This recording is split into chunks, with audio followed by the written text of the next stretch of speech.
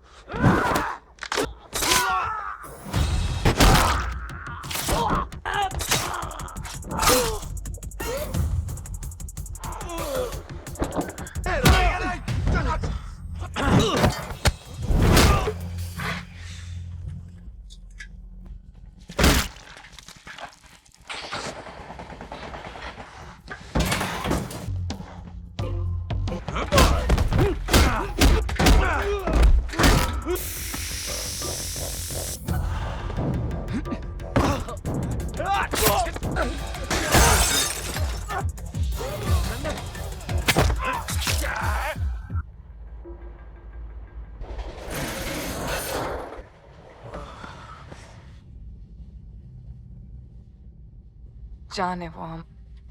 I promise.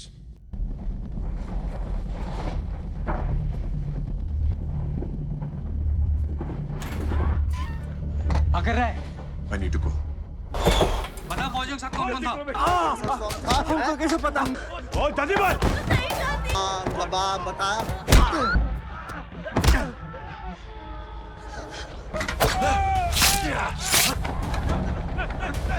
जाकर बता अपने बाप को।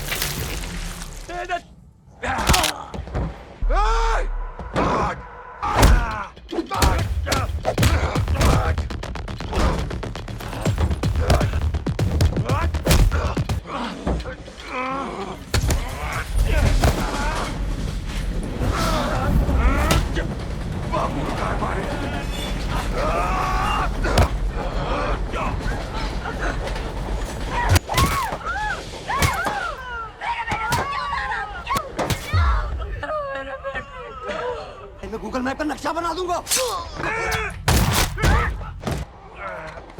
अपना हथियार फेंक दे।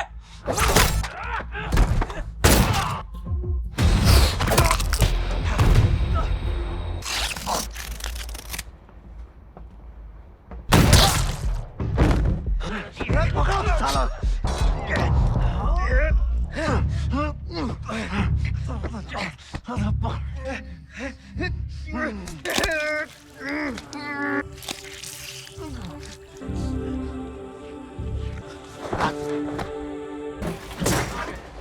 ठीक से पकड़ो भैया, जानते नहीं हो तुम। कैसे मानता नहीं हो? रंग से ना कर्म शुरू।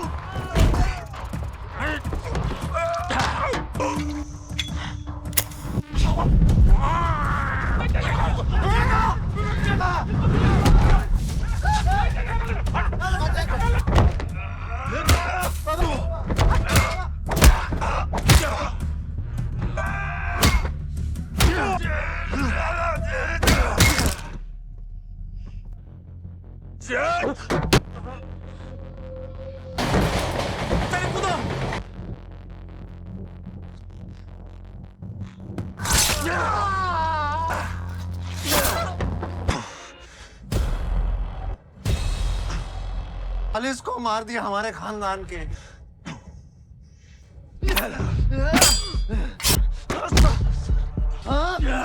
साला हम सेम टू सेम मारा था।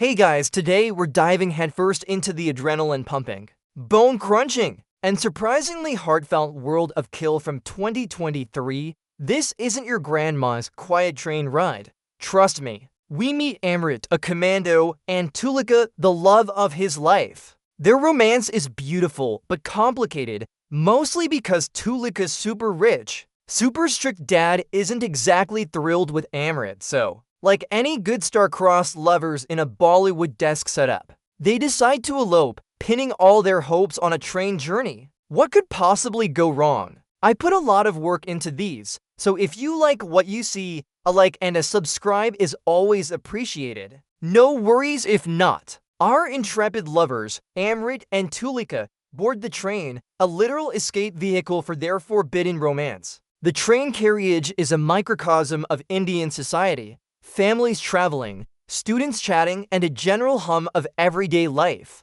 There's a nervous energy to their movements. They're trying to blend in, to not draw attention, to just make it to their destination in one piece. The rhythmic clatter of the train on the tracks begins, a sound that promises freedom but will soon morph into a beat of brutal survival. It's all very scenic and peaceful. For now, the train rolls on, a metal snake slithering through the countryside. Amrit and Tulika find a quiet corner, trying to enjoy these fleeting moments of normalcy. Other passengers are shown, a mother with her child, an elderly couple, a group of friends laughing. Everyone's just going about their business, utterly oblivious that they're about to become unwitting participants in a bloody game of survival. The air is thick with the mundane sounds of travel, rustling bags, hushed conversations, the occasional vendor's cry, a symphony of peace that's about to be violently interrupted. It's like a peaceful Sunday picnic, just waiting for the ants. And by ants,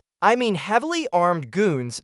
Just as things are getting comfy, a group of heavily armed men, looking like they just stepped out of a bad day at the villain convention, barge onto the train. Their leader is Fanny, a man whose smile promises pain and whose eyes hint at pure malice. They're not exactly subtle. The metallic clang of their boots on the gangway signals the end of anyone's relaxing journey. The sudden shift in atmosphere is palpable. The casual chatter of passengers instantly dies down, replaced by a nervous, almost deafening silence. You can practically hear the collective gulp of everyone on board. It's a classic UHO moment, Fanny and his crew waste no time making their intentions terrifyingly clear. They immediately target the train's security personnel, dispatching them with brutal efficiency. The sickening thud of bodies hitting the floor, the desperate cries of the innocent, and the crack of gunfire instantly transform the peaceful journey into a nightmare. Passengers scramble, trying to hide, trying to disappear. It's a shocking display of raw power and complete disregard for human life. The gang members move through the carriages like a plague, their cold, hard faces promising no quarter. This ain't no ticket, please situation. It's a your life, please scenario. Amidst the chaos, a chilling revelation starts to emerge. Fanny isn't just a random bandit. He's got a direct line to Tulika's father. A brief, unsettling flashback shows their prior interactions, hinting at a darker, premeditated plot. Tulika's dad, the same man who disapproved of Amrit, appears to have hired Fanny to bring his daughter back or worse. The air grows thick with betrayal, adding a crushing emotional weight to the already terrifying physical threat. This isn't just a hijacking. It's a very personal, very expensive hit, proving that even a controlling parent can go full supervillain. For a moment, Amrit tries to keep a low profile, shielding Tulika from the horrors unfolding. But as the gang's brutality escalates, pushing innocent passengers to their limits, a flicker of cold, calculated fury ignites in his eyes. He can't just be the loving boyfriend anymore. The commando buried deep within him is roaring to life. He spots an opportunity, a gang member getting too close to cocky. With a swift, almost imperceptible movement, Amrit makes his first move. The tension, already sky high, now becomes electric. It's like watching a gentle house cat suddenly sprout fangs and a tactical vest. Amrit's first strike is a masterclass in efficiency. He doesn't just fight, he eliminates. With lightning-fast reflexes, he disarms a thug, the metallic clang of the weapon hitting the floor echoing the abruptness of the encounter. His movements are fluid, precise, and utterly lethal. The gang member, confident just seconds before, collapses in a heap, a look of disbelief frozen on his face. The other thugs pause, momentarily stunned. The passengers, equally shocked, watch with a mixture of terror and dawning hope. This isn't just some guy. This is a highly trained killing machine, and he's just punched his ticket to hero mode. The train corridor becomes Amrit's personal dojo of destruction. He moves with a predator's grace, using the tight confines to his advantage. A punch connects with a sickening crack, followed by a knee to the gut, and then a swift, silent takedown. He's methodical, leaving a trail of incapacitated thugs in his wake. The sounds are visceral, the whoosh of a deflected blow, the grunt of effort, the heavy thud of bodies. Each movement is economical, designed to neutralize the threat as quickly as possible. It's less a brawl and more a surgical operation carried out by a very angry surgeon with fists of steel. Next stop, Pain Town. With the first compartment relatively clear, Amrit rushes back to Tulika. Her face is a canvas of terror, not just from the unfolding nightmare, but for him. The relief in her eyes when she sees him alive is quickly overshadowed by the dread of what he's doing. Amrit, please don't. Her eyes plead, even if her voice is silent. He offers a quick, reassuring squeeze of her hand, a silent promise that he'll protect her, no matter the cost. It's a fleeting moment of tenderness amidst the brutal reality, a reminder of why he's fighting. It's the I'll be back moment, but with way more blood and fewer Schwarzeneggers. Fanny's men, clearly realizing they've got a tiger by the tail, start bringing in the reinforcements. The initial shock gives way to a concerted effort to overwhelm Amrit. The sound of more boots thundering down the corridor signals trouble. Knives flash, pipes swing, and the sheer number of opponents threatens to engulf him. Amrit is now constantly on the move,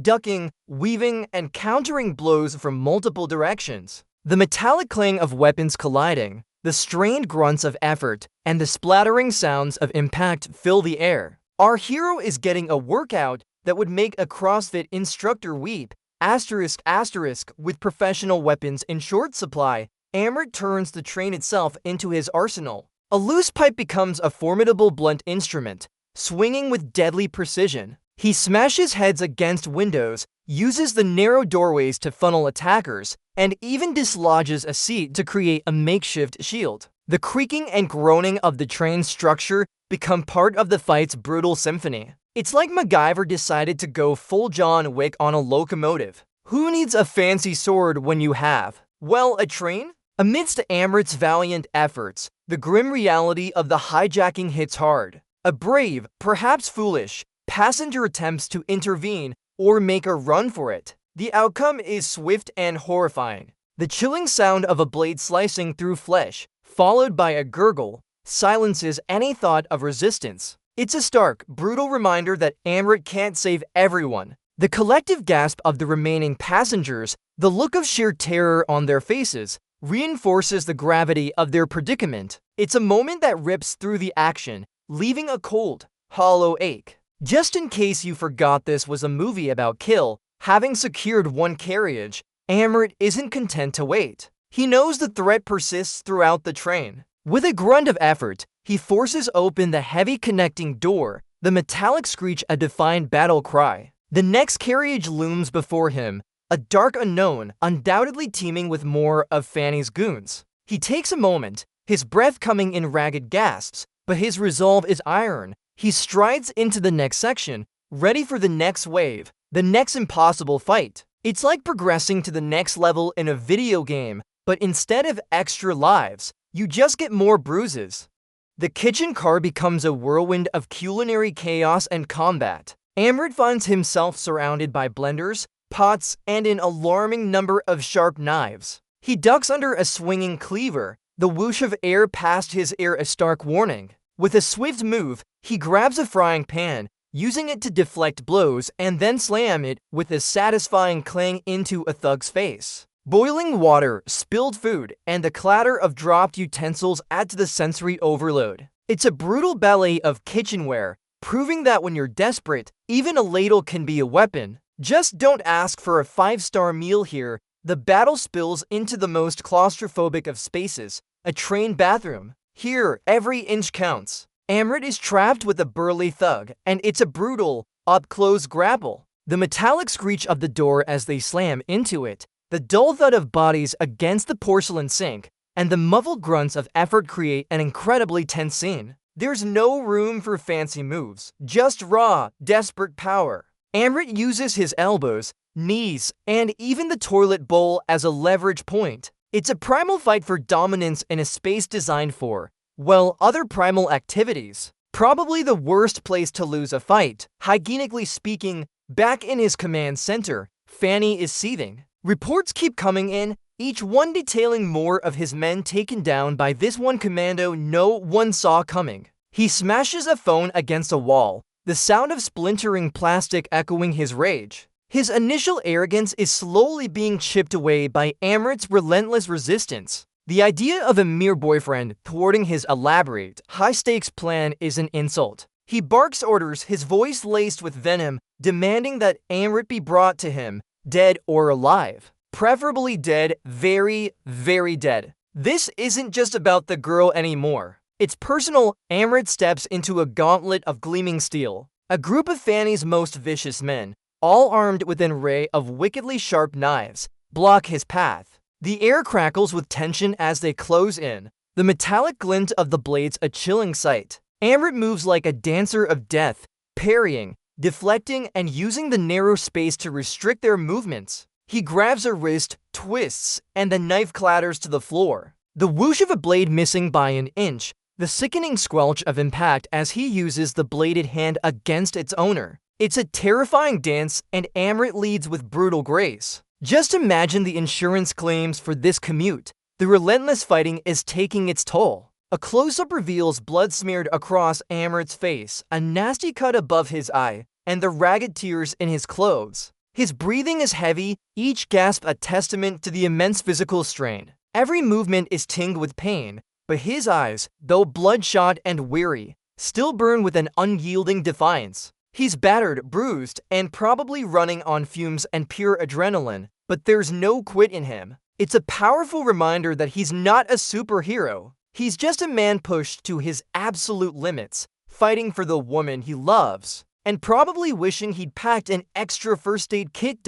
As Amrit momentarily falters, Tulika, terrified but fiercely protective, tries a desperate gamble. She steps forward, tears streaming down her face, and confronts one of Fanny's goons, begging for Amrit's life, offering herself in exchange. Her voice is a choked whisper, raw with emotion. The thug, momentarily taken aback, shows a flicker of something, but quickly regains his cold composure. It's a heartbreaking scene, underscoring the depth of their love and the brutal reality that mercy is a luxury not afforded on this train. It's a don't hurt my hero moment, but unfortunately, these villains didn't get the memo about classic romance tropes. The sleeper car presents a new challenge, a labyrinth of bunks, curtains, and small compartments. Amrit uses the structure like a ghost, appearing from unexpected angles, ambushing thugs from above and below. The sound of muffled grunts as he drags a thug into a compartment,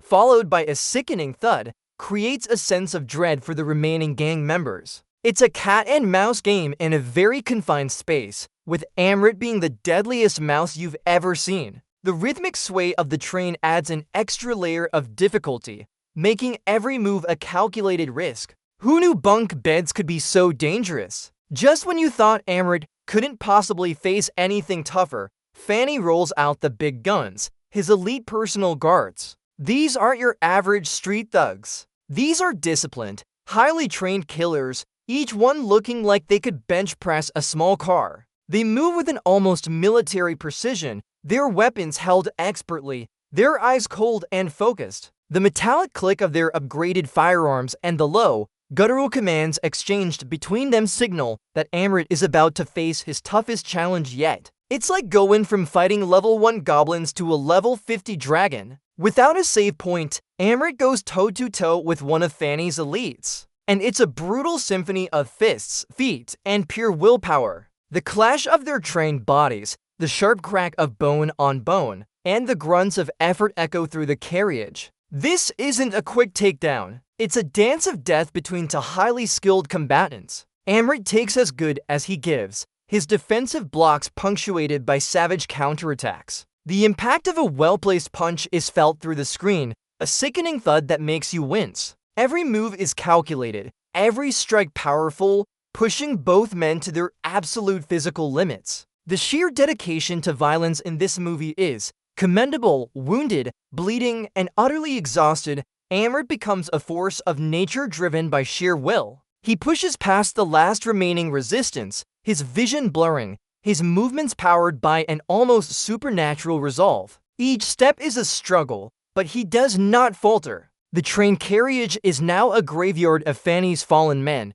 a testament to Amrit's one-man war. He's a bloodied, bruised, but unbroken storm, barreling towards his ultimate confrontation. The low rumble of the train is now a crescendo, building to the inevitable showdown. It's like a Rocky montage, but with more blood and significantly less inspirational music. Fanny, cornered but still arrogant, turns his attention to Tulika. With a cruel grin, he spells out the full extent of her father's betrayal, relishing in her pain. He explains how her father orchestrated the entire hijacking to get rid of Amrit and retrieve her. The words hit Tulika like physical blows, each revelation a fresh wound. Her face contorts in a mixture of shock, grief, and profound betrayal. The metallic clatter of the train tracks feels like the sound of her world shattering. It's a gut-wrenching moment, adding a layer of tragic irony to an already horrific situation. Talk about family drama, am I right?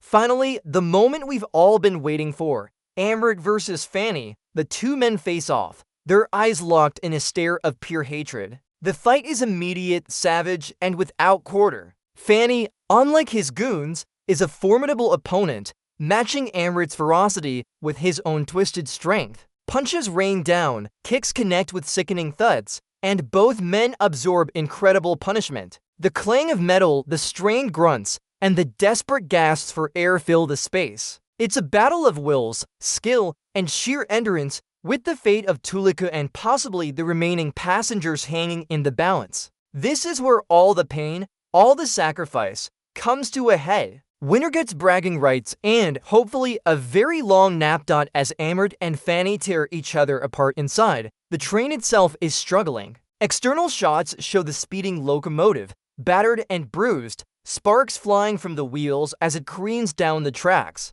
Smoke billows from damaged sections, and the rhythmic clatter has become a frantic, unstable shudder. The very movement of the train adds another layer of peril, threatening to derail at any moment. It's a race against time, not just for Amrit to defeat Fanny, but for the train to stay on the tracks. This whole journey is just one big safety violation, isn't it?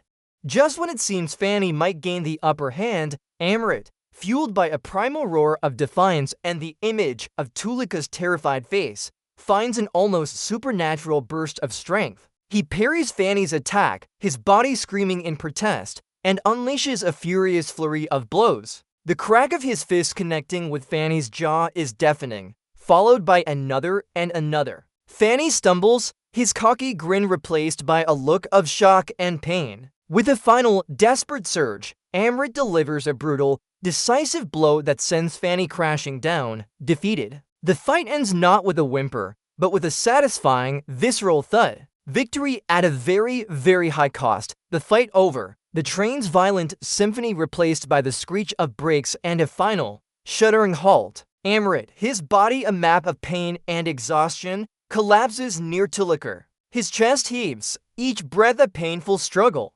Tulika rushes to him, cradling his head, tears of relief and anguish streaming down her face. The silence that follows the cacophony of battle is almost deafening, broken only by the ragged breathing of the survivors. It's over! The terror has ended, leaving behind a profound sense of exhaustion and relief, mixed with the grim reality of what just transpired. This is definitely not the romantic getaway they planned. In the distance, the wail of sirens pierces the silence, growing louder and louder. Soon, the train is surrounded by flashing lights as police, military, and medical personnel swarm the scene. The sight of uniformed officers brings a wave of collective relief from the traumatized passengers, though many are too shell-shocked to react. Medics rush to tend to the wounded, their grim faces reflecting the carnage they find. Amrit is carefully attended to, his ordeal far from over. It's a stark reminder of the world outside,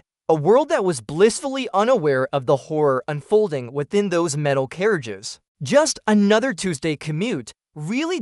As her powerful father arrives, expecting to reclaim his daughter, he's met with a cold, unwavering stare from Tulika. She rejects him, her loyalty cemented by Amrit's heroic sacrifice. She chooses the man who fought through hell for her over the man who sent her there. Her father, his scheme unraveling, is promptly confronted by authorities, his power crumbling under the weight of his own monstrous actions. Justice, in its own slow and often messy way, begins to take its course. It's a satisfying moment of comeuppance, proving that even rich dads can't get away with everything, especially when a commando boyfriend is involved. In the quiet aftermath, Amrit and Tulika are together, perhaps in a sterile hospital room, but alive. Their hands are clasped, a silent testament to the unimaginable horrors they endured and the unbreakable bond forged in the crucible of violence. The physical wounds will heal, but the emotional scars will undoubtedly remain,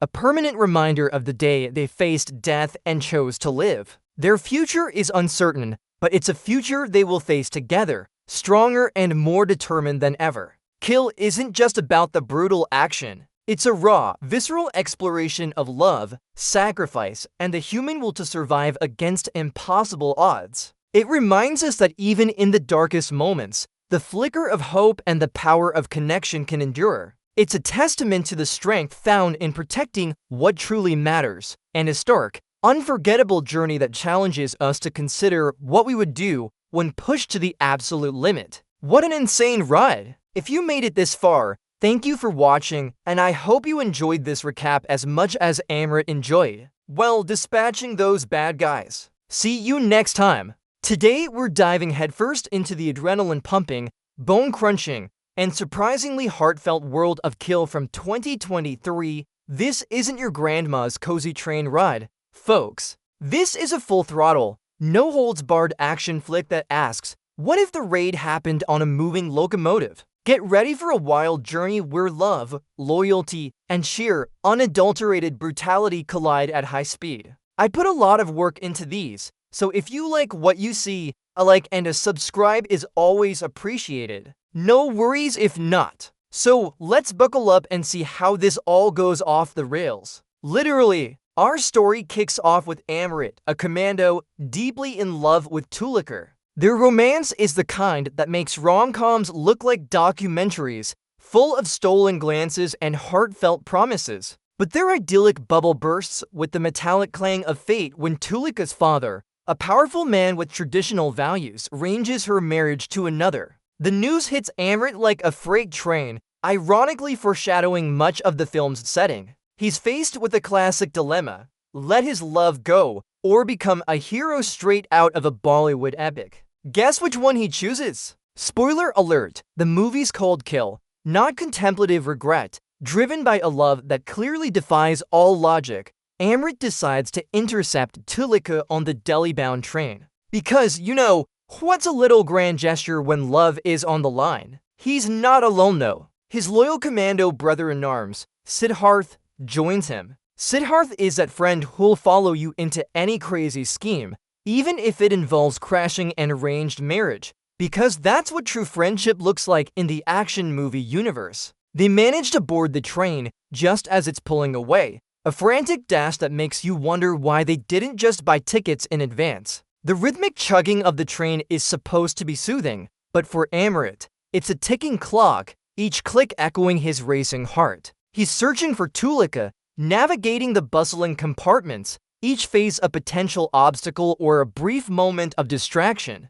The air inside the train hums with the mundane chatter of passengers, completely oblivious to the impending chaos that's about to derail their peaceful journey. Little do they know, Amrit is about to unleash a whole new level of disruptive travel experience. Meanwhile, Tulika is cooped up in a compartment with her family, which, let's be honest, feels less like a journey and more like a high-speed escort service to her predetermined fate. Her father, an imposing figure who probably believes that love is best expressed through property deeds, is keeping a hawk's eye on her. Tulika herself looks like she swallowed a dictionary of despair. Her eyes are downcast, her posture slumped. The soft rumble of the train against the tracks offers no comfort, only a constant reminder that she's moving further and further away from her true love. It's a poignant moment, a quiet contrast to the storm that's brewing. The vibrant colors of the Indian countryside flash by outside the window, completely lost on her. The scene is thick with unspoken tension, the kind that makes you want to shout at the screen, "Amrit, hurry up, man. She needs you." We get the sense that she's a bird in a gilded cage, traveling towards a future she doesn't want, completely unaware that her personal commando is about to turn this train into a combat zone to save her.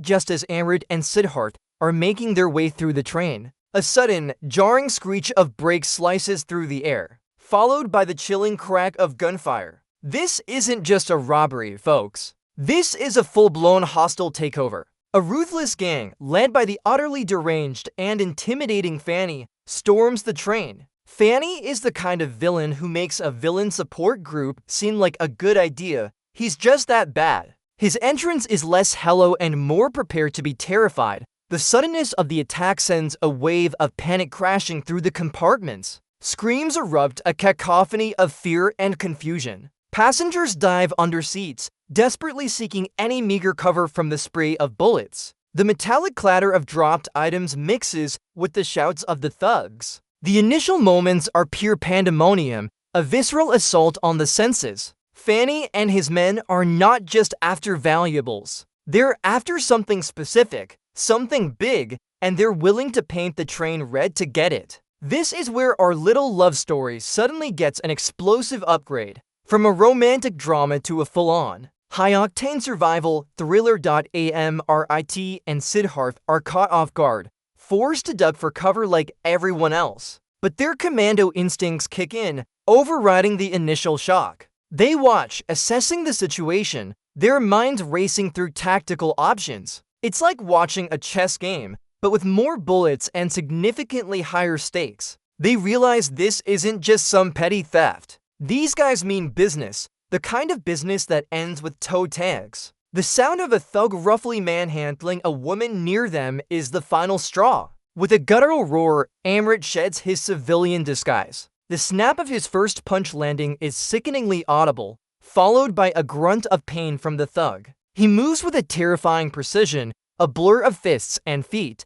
transforming from a desperate lover into a lethal weapon. Siddharth, never one to miss a party, quickly joins the fray. The tight confines of the train suddenly become a deadly arena, amplified by the rhythmic clatter of the wheels. It's a brutal, close-quarters dance of death, the metallic tang of blood already hanging heavy in the air. The terrified gasps of the passengers mingle with the sickening wet thuds of Amrit's blows. This isn't pretty, folks. This is survival, pure and unadulterated, while Amrit is busy turning thugs into human pretzels a few compartments away. Fanny is making his own statement. He's not just a leader. He's a force of nature, a whirlwind of sadism. He struts through the train, his eyes scanning for any sign of defiance. When an elderly passenger, probably thinking he could appeal to Fanny's non-existent sense of humanity, tries to plead, Fanny responds with a chilling, cold-blooded efficiency. The muffled thwump of his silenced pistol is a stark punctuation to the terrified silence that follows. It's a power move, a declaration that he is in absolute control, and mercy is not on the menu.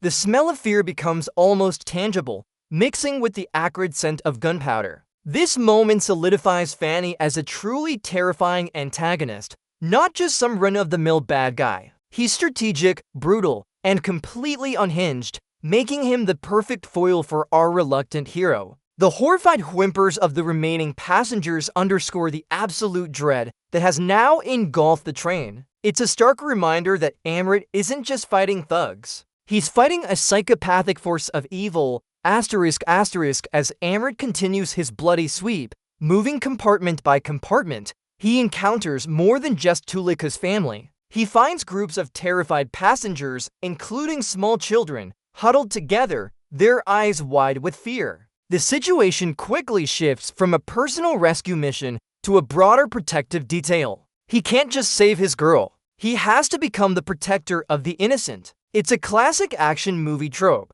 but damn if it isn't effective here. The metallic rattle of the train's motion adds to the tension as he positions himself between the vulnerable and the approaching danger. He uses every trick in his commando handbook, not just to fight, but to guide, to shield, to reassure. The desperate, silent pleas in the eyes of the children are a heavy burden, a silent promise he makes to himself. He pushes a group of kids into a relatively safer corner, their small hands clutching at his uniform, while he prepares for the next wave of attackers. The quiet sobs of a child cut through the distant sounds of mayhem, reinforcing the profound stakes involved. It's a truly gut-wrenching moment, adding a layer of emotional depth to the relentless violence, in the confined metal labyrinth of the train. Amrit quickly exhausts his limited ammunition and traditional combat options. But a true commando doesn't need a fancy arsenal. He needs ingenuity, and Amrit has it in spades. He scans his surroundings like a deadly MacGyver,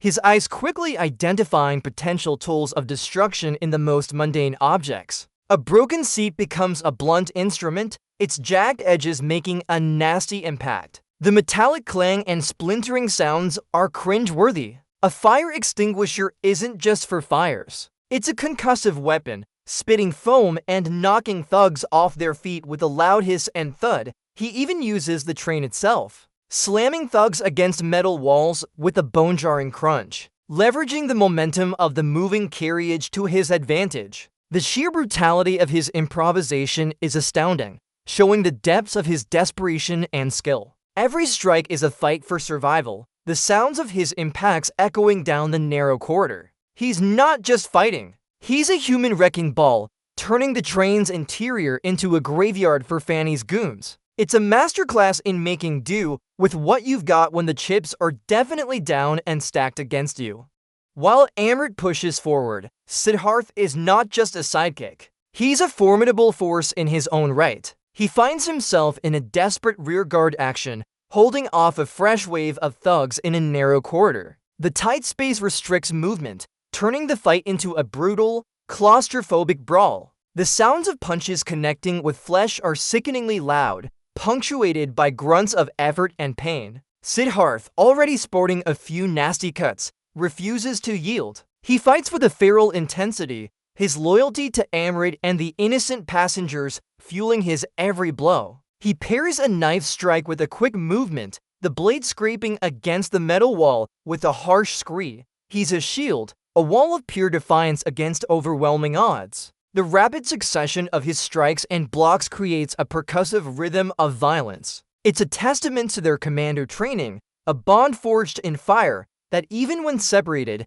they operate as a single, devastating unit. The fear in the eyes of the thugs facing him is almost as palpable as the fear of the trapped passengers. Siddharth might not be the protagonist, but he's proving to be an absolute hero in his own right. This guy deserves a medal, or at least a really strong painkiller. Amrit's relentless advance brings him face to face with one of Fanny's top lieutenants. This isn't just a random thug. This guy is clearly more skilled, more dangerous, and probably has a very inflated sense of self-importance. The lieutenant lunges with a sharp blade, the air whizzing as it slices past Amrit's ear. Their fight is a step up in intensity, a violent ballet of parries, dodges, and brutal counterattacks. The scraping of metal against metal, the grunt of exertion, and the frantic shuffling of feet fill the compartment. Amrit takes a few hits, his breath catching in his throat, but he's learning his opponent's rhythm.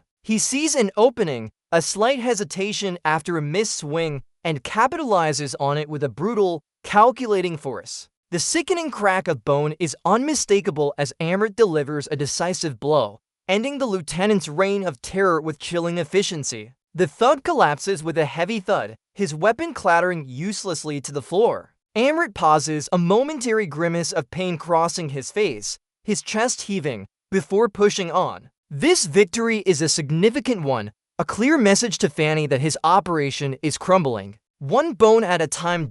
After what feels like an eternity of brutal combat, Amrit finally crashes into Tulika's compartment. The relief on her face is immediate, a beacon of hope in the bloody darkness, but it's quickly replaced by horror at the sight of his bloodied, battered form. Her gasp is a raw, emotional sound. Their eyes meet, a silent conversation passing between them that speaks volumes about their love and a desperate situation. It's a fleeting moment of intimacy amidst the carnage, a gentle touch of hands, a desperate, shared glance that reminds us why he's doing all this. This isn't just about saving passengers, it's about saving their future. The distant sounds of the ongoing struggle are muted, almost irrelevant as they connect. Her father, initially furious at Amrit's intrusion, now looks at him with a mixture of fear and a reluctant admiration as he sees the commando's unwavering resolve. The stakes have never been higher, and this brief, tender exchange fuels Amrit's resolve even further.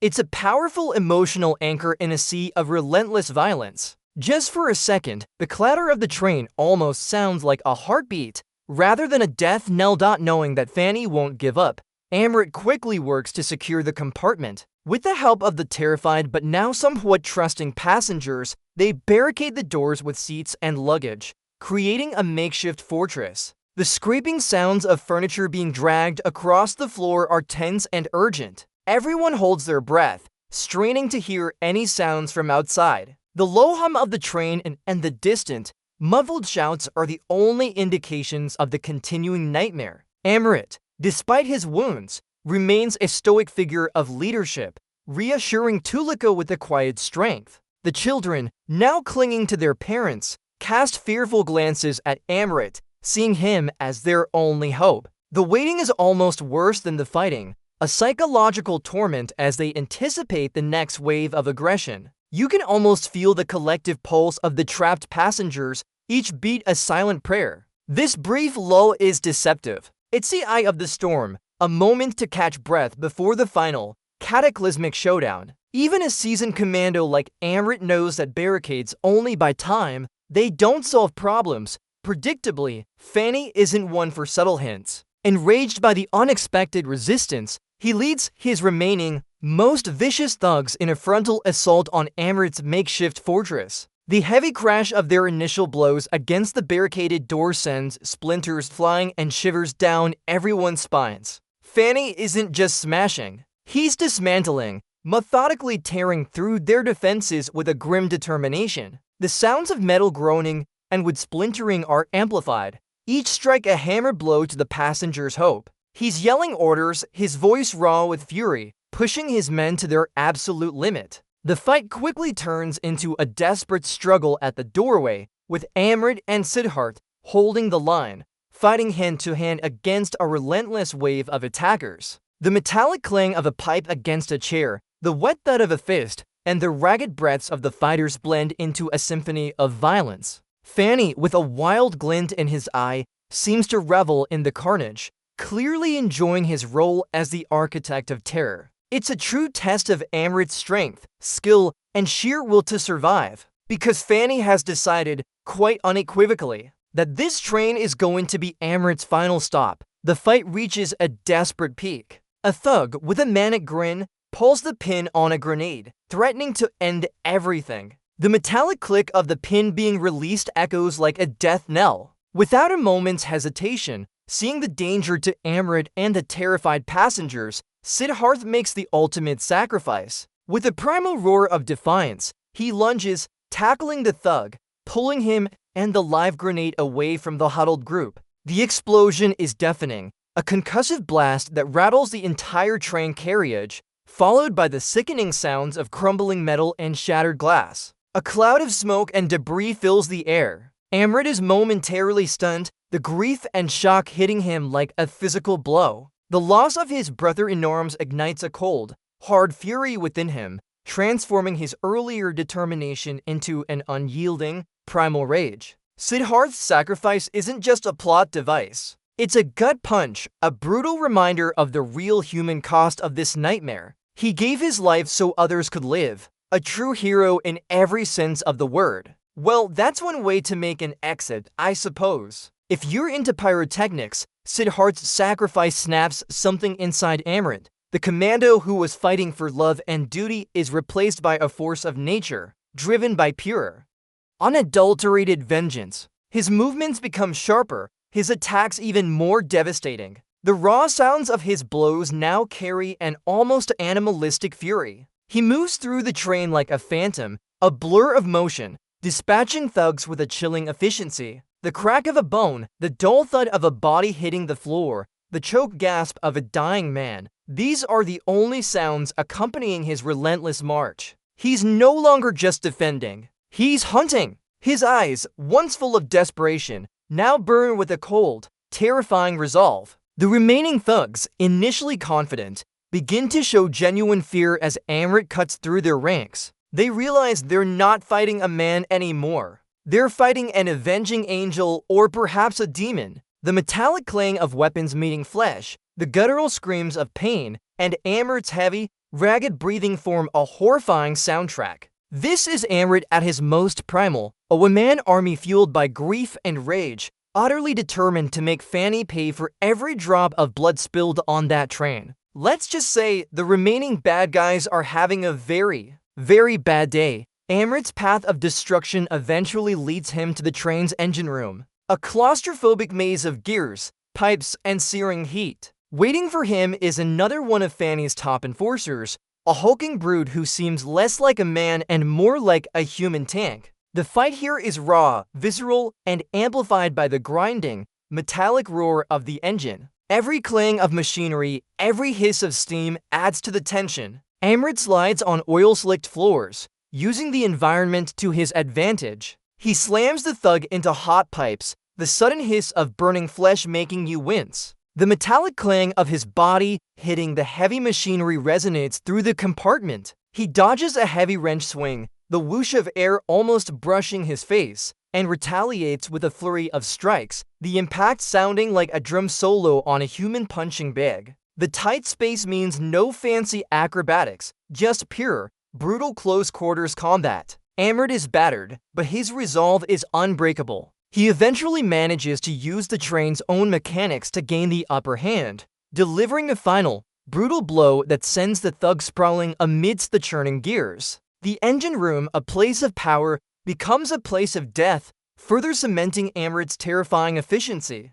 After what feels like an eternity of fighting through Fanny's increasingly desperate goons, Amrit finally finds himself face to face with the man himself. Fanny is no longer the smug, untouchable villain from the start. He's clearly rattled, his face etched with a mixture of disbelief and growing fear as he sees the bloodied, unyielding figure of Amrit emerge from the smoke and wreckage of the train. The air crackles with unspoken tension, the silence thick and heavy, broken only by the rhythmic clatter of the train on the tracks. Amrit is a mess, covered in blood and grime, but his eyes burn with a furious intensity. He doesn't say a word. His presence alone is a terrifying promise of retribution. Fanny, who reveled in brutality, now understands that he's cornered by a force far more potent than any he's ever encountered. It's the calm before the storm, the moment where the hunter and the hunted finally stand opposite each other, ready for the inevitable, brutal climax.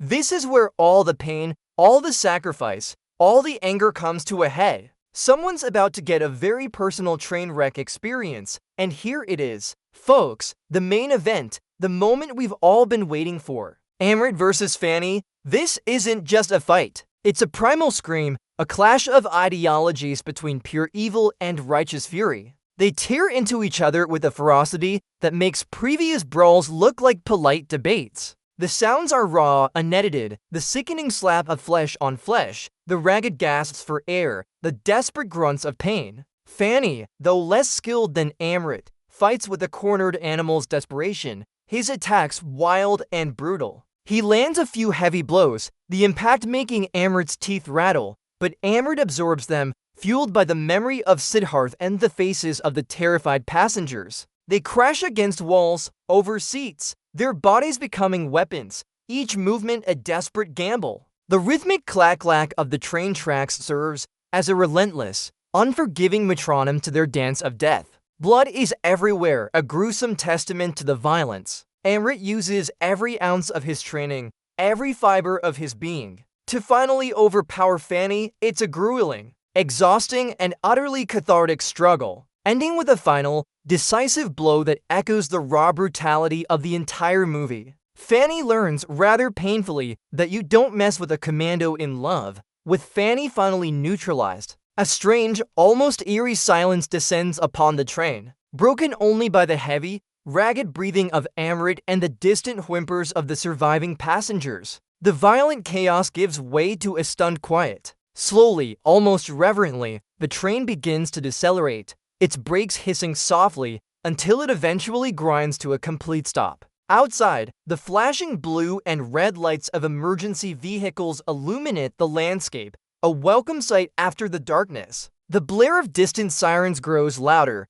a symphony of relief for the trapped. Amrit, battered, bloodied, but standing, looks out the window at the arriving help. His body is screaming in protest, but his mind is finally at peace, knowing the nightmare is over. Medics and police swarm the train, their voices cutting through the tense atmosphere. It's a stark contrast to the earlier pandemonium, a gradual return to order from absolute anarchy. The air still carries the metallic tang of blood and gunpowder, a grim reminder of the horrors witnessed. Amrit's mission is accomplished, but the scars, both visible and invisible, will surely remain. At least he didn't have to deal with a delayed train schedule for once. Amidst the commotion of paramedics and law enforcement, Amrit and Tulika finally reunite. Her first sight of him, still standing despite the unimaginable ordeal, brings a fresh wave of tears to her eyes. She rushes into his arms, their embrace a silent testament to everything they've endured.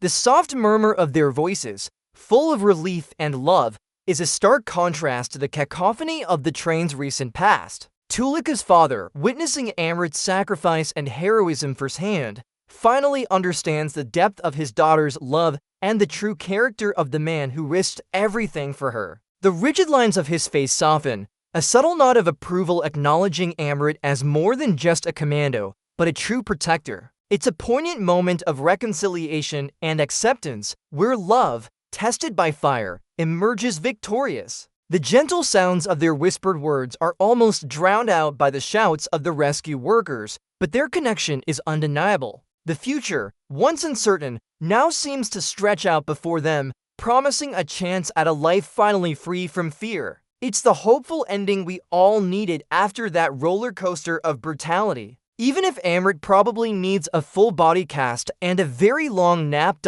As the chaos slowly clears, we see Amrit and Tulika, battered but unbroken, standing together. The harsh sounds of the battle have faded, replaced by the gentle chirping of morning birds and the distant hum of traffic. The rising sun casts a golden glow over them, symbolizing hope and new beginnings. Amrit is a hero, not just to Tulika, but to all the lives he saved on that horrific train journey. The metallic clang of the train wheels has been replaced by the steady beat of two hearts, finally at peace. His journey, fueled by love, transformed him from a man on a desperate personal mission into a beacon of courage. The movie leaves us with the quiet understanding that true love isn't just about grand gestures. It's about unwavering courage, immense sacrifice, and the relentless will to protect what matters most, even if it means turning a train into your personal, blood-soaked arena. So, what a ride, huh?